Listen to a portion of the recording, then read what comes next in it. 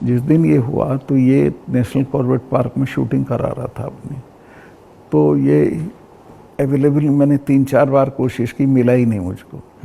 5 या 6 बजे इसका फ़ोन आया, हाँ सतपाल भाई क्या हुआ?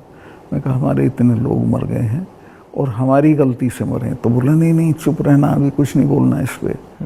फिर 1 घंटे बाद ये डोभाल जो मेरा क्लास फेलो रहा लॉ में मेरठ में, तो इसका फ़ोन आया, सतपाल भाई आप बोल दी। मैं 2 चैनल को बोल चुका था ये बात, तो इन्होंने कहा नहीं कुछ नहीं बोलना है इस पर। मैं कहा ठीक है, मैं समझा कुछ जांच वाँच कराएंगे, उस पर असर पड़ेगा।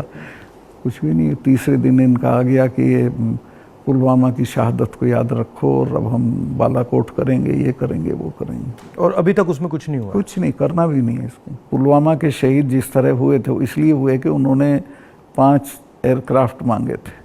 अगर वो मेरे से मांग लेते तो मैं इमीडिएटली कर देता। मैं तो वहाँ स्टूडेंट्स जब जम्मू में फंस जाते थे बर्फ में, उनको एयरक्राफ्ट से, क्योंकि दिल्ली में एयरक्राफ्ट इमीडिएटली मिलता है किराए पे। 4 महीने तक एप्लीकेशन उनकी पड़ी रही होम मिनिस्ट्री में, और 4 महीने बाद वो खारिज कर दी कि नहीं देंगे।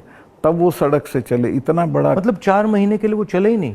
चले ही नहीं, इसलिए कि वो सड़क से चलना बिल्कुल इनसिक्योर होता है, वो उनके उसमें नहीं है सिस्टम में। 5 जहाज मांगे थे उन्होंने, वो नहीं दिए। 4 महीने तक लटकाए रखे। और तो 4 महीने के लिए क्या होल्ड पे थे? क्या होल्ड पे थे? सब मेरे सामने नहीं आई। अगर मेरे सामने आई होती तो मैं उसमें कुछ करता।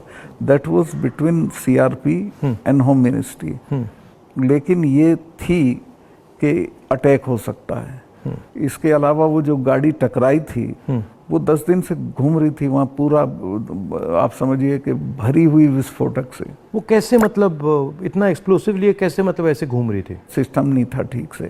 और जब मैं गया हूँ फिर पुलवामा होने के बाद, तो जो 10 किलोमीटर का स्ट्रेच है उसमें लगभग 8-10 लिंक रोड मिलती हैं। एक भी सैनिटाइज नहीं थी उस दिन। बल्कि हम तो जब अपनी पुलिस को भेजते थे कश्मीर की, तो पूरी रोड पे सिविल ट्रैफिक बिल्कुल रोक देते थे, सैनिटाइज कर देते थे, तब भेजते थे। ना हाईवे सैनिटाइज था, ना वो लिंक रोड। और लिंक रोड जहाँ हाईवे में मिलती है वहाँ रिवाज ये है कि वहाँ एक जिप्सी खड़ी होनी चाहिए जो उसे रोक दे कि नहीं भाई ये काफिला चला जाए सीआरपी का, तब जाना। ब्लॉक कर कुछ नहीं था, there was nothing like that. तो जब आप वहाँ गए, जैसे पॉलिटिक्स में हम ऐसी घटनाओं में जाते हैं, तो जब हम कहीं पहले पहुँचते हैं कोई माइंड में कोई फीलिंग आती है, तो इसमें आपकी क्या फीलिंग आई थी जब आप पहली बार वहाँ गए? आप मेरा यकीन करेंगे, आई वॉज इन टीयर्स। और मैंने इसको फ़ोन किया, मुझे नहीं मिला। जब 5 बजे मेरी बात हुई तो मैंने कहा हमारी गलती से हुआ ये। तो बोला नहीं इस पर आपको चुप रहना है। मैं चाहता था कि कुछ सर इसमें कटने चाहिए जिनकी जिम्मेवारी थी। कुछ भी नहीं, किसी का नहीं, कुछ नहीं हुआ। उसको इलेक्शन के लिए यूज़ करना चाहते थे कि ये पाकिस्तान ने किया, हमारे जवान मारे और अब हम हराएंगे। भारत जोड़ो यात्रा में हम वहीं से निकले, एक्चुअली साइट से निकले, पुलवामा से।